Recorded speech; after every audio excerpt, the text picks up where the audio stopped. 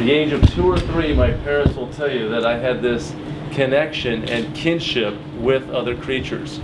And I called it the bond because it was truly this thing that was built into me. And I would imagine if I asked you guys to raise your hands, if you, as a little child, I mean, did you feel such a kinship with animals and a connection to other creatures? I mean, I think it really is something that is built into us. And in the first part of the book, I talk about why we're so connected to animals. I mean, first, we're a social creature.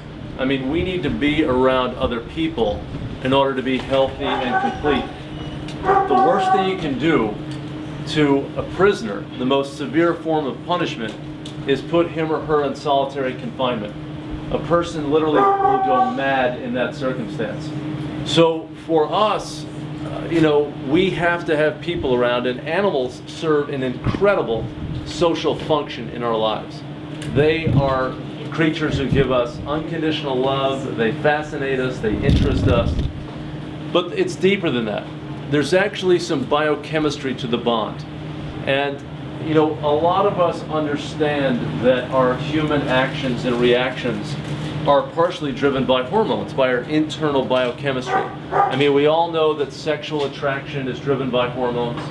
A lot of our fear-based responses we accept are driven by hormones. If someone breaks into your home in the middle of the night, you don't just casually sit up in bed and wonder, well, maybe my jewelry is going to be stolen, maybe my TV will be stolen. You have a fear that wells up deep inside of you, and that is a biologically driven, fear-based response. It's a survival mechanism. Well, we have social bonding hormones that connect us with one another. If I look at you and I look into your face, I remember your face, that's part of our social bonding connection, and it's driven by some of our biology. There's more and more evidence to show that certain hormones, like oxytocin, that is particularly known to be a powerful social bonding drug or hormone for mothers and their babies. It allows a mother to stare at her child for 12 hours a day, and it is part of the reason that there is such an attachment between a mother and a child. Well, oxytocin is common to all mammals, and when we interact with our dogs and cats, the oxytocin is flowing. It's a reason why when we bring a dog to a hospital or a senior center or to some place where people, are needing a little pick-me-up, a smile washes over the face of the people who are seeing this animal. And it's a reason why when our veterans are coming back from Iraq or Afghanistan, they've got post-traumatic stress disorder, that one of the best therapies we can provide to them is to get them a therapy dog or get them a companion animal. They can often get off their medications, they can go out and leave their apartment or their home, and they can just feel a lot better. So we are connected to animals, and that's why it's no accident if you look and see all of the incredible social expressions of the bond that exist in our society. 2/3 of American households have pets. 171 million dogs and cats in our homes. We spend $55 billion a year on them, on grooming services and vet care and pet food and toys.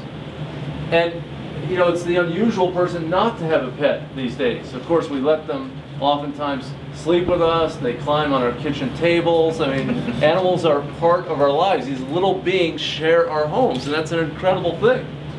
There are at least 70 million of us who are active wildlife watchers. We go out into the forests and the fields and we watch the incredible feats of flight of birds, and we watch mammals. It's a tonic to our soul. I spent, and I talk about it in the book, I worked for 4 months at Isle Royale National Park, the archipelago in Lake Superior. And to me, being in that wilderness area for 4 months is something I will never forget. It was one of the most remarkable experiences I've ever had in my life, and so many of us who go to natural areas and see these wild creatures have such an appreciation. But it's everywhere in our world. I mean, we have Animal Planet on television, 24 hours of animals and people. We have nature programming on Discovery and Nat Geo. Every bookstore has a pet section or a nature section. zoos. I was just last night at the Detroit Zoo. There are tens of millions of people who go to zoos to see animals and kind of take in these other creatures who are near them and in their communities, if you will. So we are drawn to animals in so many ways. At the same time, and this is a big thesis in my book, we have a conflicted relationship with animals. While we have all of this love and appreciation for animals, manifest in so many ways in our society, we also have so much cruelty. Not just random forms of cruelty where someone engages in some malicious act toward a dog or a cat or some other innocent creature, but we have routine and normalized forms of animal use and abuse that are occurring throughout our society. I mean, we've got, at the same time that our nation is struggling to reduce and eliminate the euthanasia of healthy and treatable dogs and cats in our communities. And there are 3,500 brick and mortar animal shelters working to attack that problem. Some are public, some are private. Then there are thousands of animal rescue groups that are working on that problem. We spend more than $2 billion a year trying to combat this problem of pet overpopulation and to adopt out animals, promote spaying and neutering. Yet at the same time as all of that's going on, we have 10,000 puppy mills churning out puppies for the pet trade, swamping our communities with pets, competing with the animals already in the adoption pipeline, and really, bungling up that effort to solve the problem. In addition, the breeding females in particular are treated often very terribly on these puppy mills. Placed in small wire cages, stacked up, bred every heat cycle, denied veterinary care. The whole operation at these large-scale puppy mills is to cut corners in order to maximize profit. But that's just one example, the puppy mills and the euthanasia problem. Another big issue is killing of animals for fur. Millions of animals killed for their pelts. Trophy hunting, factory farming. 10 billion animals raised for food in the United States. 10 billion, more animals sent to slaughter in the United States than there are people on the planet. And most of them now raised in industrial style facilities. 50 years ago there was a radical change in agriculture in the United States. Animals who were raised for food generally were allowed to be animals. They were outside, they lived in pastoral settings, they could feel sunlight on their back, they could feel soil beneath their feet, and yes, they had one day of their life. Hopefully it would just be one day where they had a bad experience, but that was a day when they were sent to slaughter for food, or they were perhaps even slaughtered on the farm. But the bulk of their lives was okay, because they had an opportunity to live, free of fear, and they could engage in normal and natural behaviors known to the animals. But starting around 1960, we really began to move animals into indoor settings, particularly chickens and pigs and turkeys.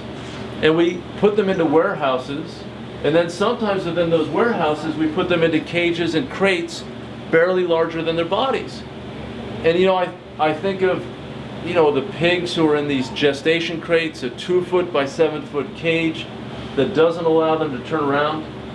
Laying hens under the industry standard are kept in what are called barren battery cages, where there are 6 or 8 birds in the cage, and each bird under the industry standard has just 67 square inches of space. Can I borrow your pad for just one quick moment? Absolutely. I'll just take it. So that's 93 square inches.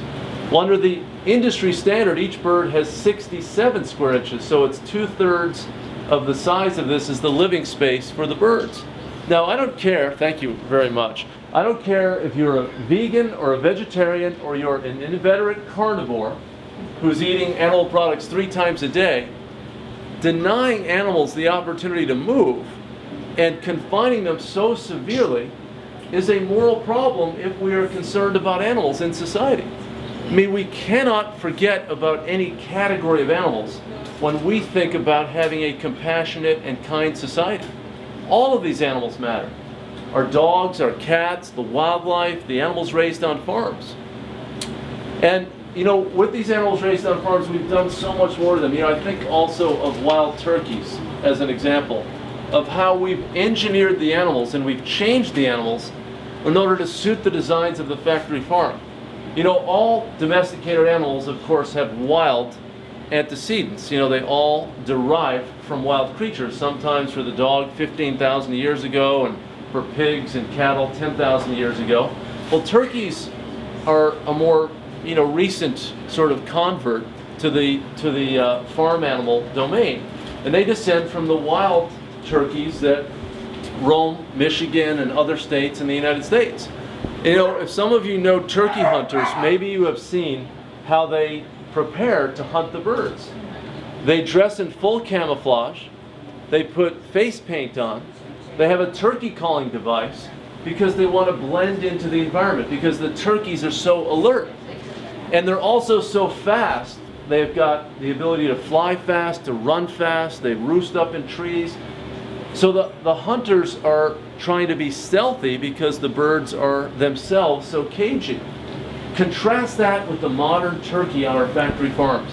We have selectively bred them for enormous body parts that are commercially valuable. Very large breasts, other parts of their bodies that are used for commercial meat production, that the birds are so heavy that many of them cannot even stand up. They have chronic leg problems and joint problems. They're almost entirely sedentary.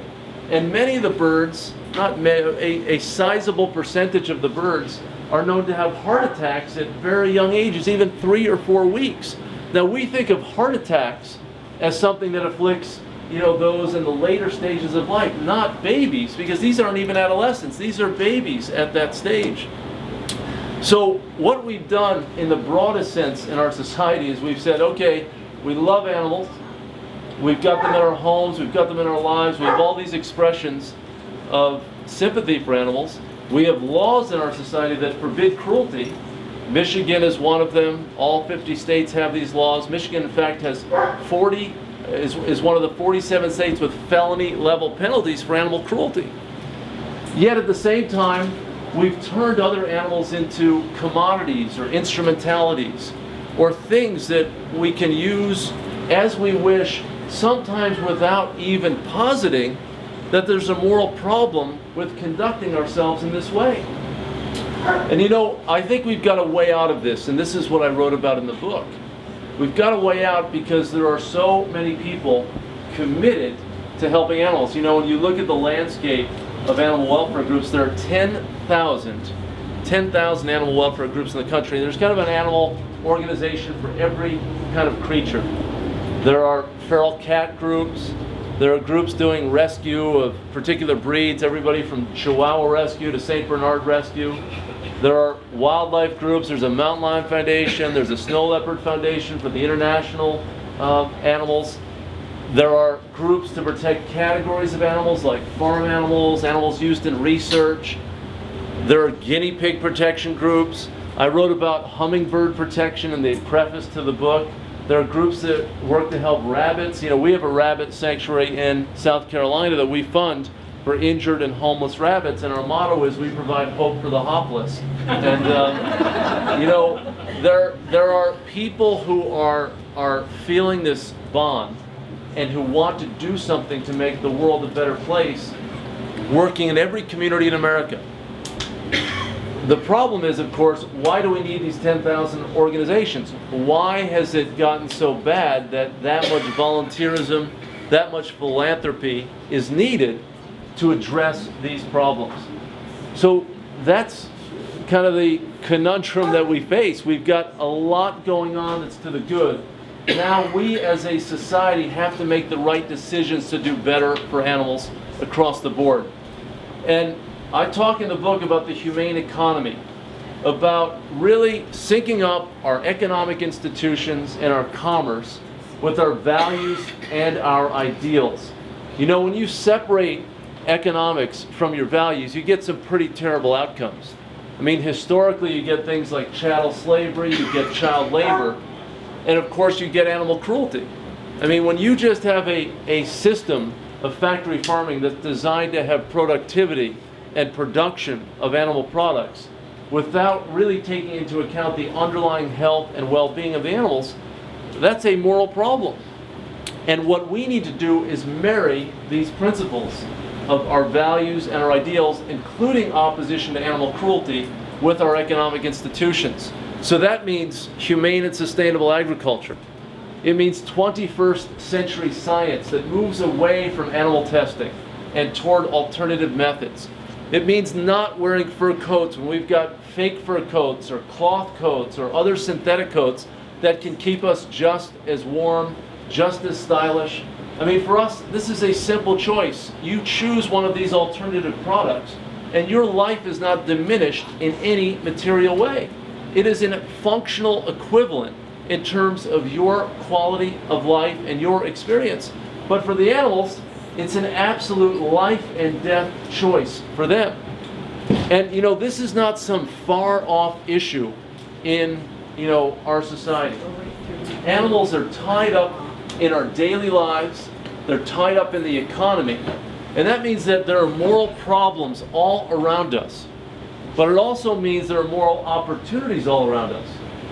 I mean, when we sit down, you know, to a plate of food 2 or 3 times a day, we are making a moral choice. Now, I'm not here saying you've got to, you know, pursue one single path in order, you know, to be a conscious and aware person. Our metric at HSUS is, are we moving in the right direction? Not, are you absolutely hitting, you know, every single mark? Are you living your life in a completely pure way? None of us is pure. We're all sinners when it comes to animals because animals are so caught up everywhere in our economy and in our lives. But simple things that we can do can have an enormous impact on the lives of these other creatures. I mean, reducing our consumption of animal products by 10%. I mean, I mentioned 10 billion animals raised for food. If everyone just reduced by 10%, which would be almost imperceptible in our daily lives, we could save 1 billion animals a year. Supporting farmers who raise animals in more extensive systems and who give the animals more space and who are recognizing the bond that exists between the farmer and the animals is another way. Of course, you know, I've been a vegan for quite a long time in my life, and I'm 72 years old and I'm doing fine. But you know, we have such a wide range of choices in our lives. And of course, when it comes to our pets, you know, do we go to a puppy mill, you know, via a pet store or an internet site? Or do we go to a shelter or a rescue organization to save a life as well as get a companion? I talked about fur coats. I mean, there are products in the marketplace that are tested on animals. And there are other products that are not tested on animals. Well, let's choose those that are not tested on animals and drive the market in the direction of saying, no, we're going to leave that animal testing behind and forge a new pathway. These are the sets of choices that we have. And of course, you know, we have political opportunities. You know, in 2006, there was a measure on the ballot here in Michigan to restore the state's long-standing ban on the target shooting of mourning doves. And the state legislature narrowly passed a bill to allow shooting of doves. After so many people objected to it, it was blocked for 2 decades or 3 decades, active debate and discussion, but it was passed. Well, some of you here, I'm sure, you know, got involved and we got signatures, put the measure on the ballot. It went to the ballot in November 2006, and it was a landslide vote in favor of restoring protections for doves. It didn't just win here in Ingham County and in Wayne County and Oakland County, some of the urban centers of the state. It won in all 83 counties of Michigan, showing the good heart of the people of Michigan that when given a choice and an opportunity to do the right thing, they decided that's what they were going to do. Every single county in the state. You know, in 2009, we filed language to conduct a ballot measure to combat these factory farming practices. You know, the confinement of the veal calves, the breeding sows, and the laying hens. And we reached out to the ag community, and eventually, after some circling of one another, we sat down together and embraced a new way forward in Michigan to phase out the veal crates, to phase out the gestation crates, to give the laying hens dramatically more space.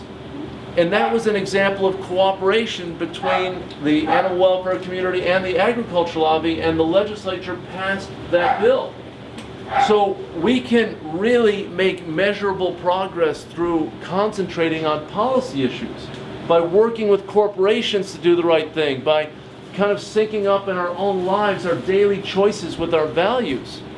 And you know, just want to end on one thought, which is from the book, that I have a lot of characters in the book, and there's one character toward the end of the book who was out swimming one day in the Gulf of Mexico, and before he knew it, a bull shark was right on him. His name was Chuck Anderson, and Chuck didn't even see what was going on. Before he knew it, the shark bit him and severed 4 of his fingers on one of his hands. The shark made another run at him. He was able to parry the blow. Shark made a 3rd run at him, and he was unable to ward the animal off, and he bit him on the other arm and severed his arm at the elbow. He was hemorrhaging badly, made it to shore. Some people knew what they were doing, slowed his blood loss. Emergency personnel got to him. He got to the hospital, and he survived, but forever changed by this attack on him by this shark. And you would think if anyone would have reason to hate an animal or have animus toward an animal, it would be someone who had a bitter experience like that, permanently changed as a consequence of an interaction with another creature. But it was just a couple of years ago that Chuck Anderson went to Capitol Hill. He left his home in Alabama for a few days, went to Capitol Hill with 7 other victims of shark attacks, people who had lost a leg or lost some other body part or been grievously wounded but survived. And they went up there not to urge an end to protection for marine species or to nullify the Endangered Species Act, but to urge the Congress to pass legislation to end the practice of shark finning, where sharks are caught and captured, hauled on to a ship, have their dorsal fin slashed off, and the living body thrown back into the water to die a certain death, because there's no way a shark can survive without a dorsal fin. And it's all done for shark fin soup. A single ingredient in a soup that's consumed in some parts of the US, but mainly in China and some other Asian countries. The global estimate is 73 million sharks killed every year for their fins for soup.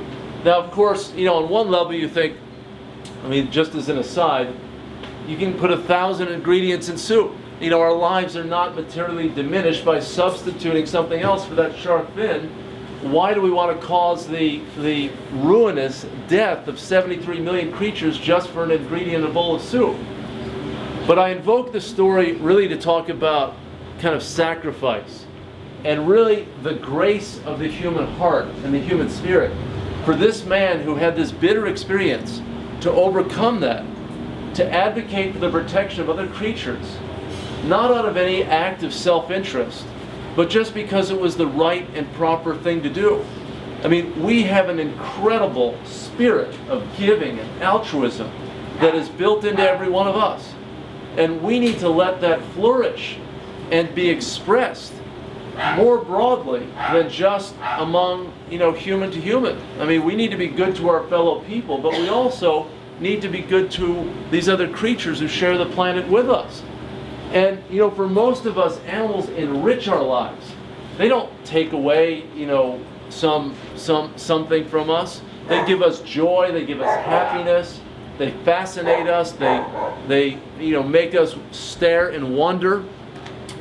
And if a man like Chuck Anderson can do what he did, can't we, who've only been enriched by animals, think about making sacrifices or taking action in our lives to do better for other creatures?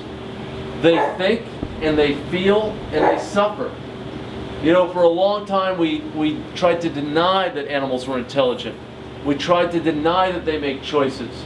We said they just operate by instinct, as if they're just kind of biologically pre-programmed in some endless quest for food gathering and mating opportunities, as if they didn't have their own little lives. You know, they have the same spark of life that we have. They want to live as badly as we want to live. They want to avoid pain and suffering. And now in 2011, if we can figure out ways to live our lives in a good way, if we can have a robust economy and not leave a trail of animal victims in the process, isn't that a moral obligation for the exceptional species that we are? I mean, I don't really talk about animal rights, I talk about human responsibility. It's really more about us than it is about them. We have all the power in the relationship, and how we handle that power is a test of our humanity. Are we going to treat power as license, or are we going to treat it as responsibility? Are we going to use our power for the good, or are we going to use our power for destructive ends? And now we have options in all of these realms. It is not a question of humans versus animals, it's a question of, you know, just simple choices that we have. So that's my plea to you, and I'm really grateful for all of you being at Everybody Reads. Thank you for hosting me very much, and I'll look forward to answering a couple questions and then signing a book. Thank you all very, very much.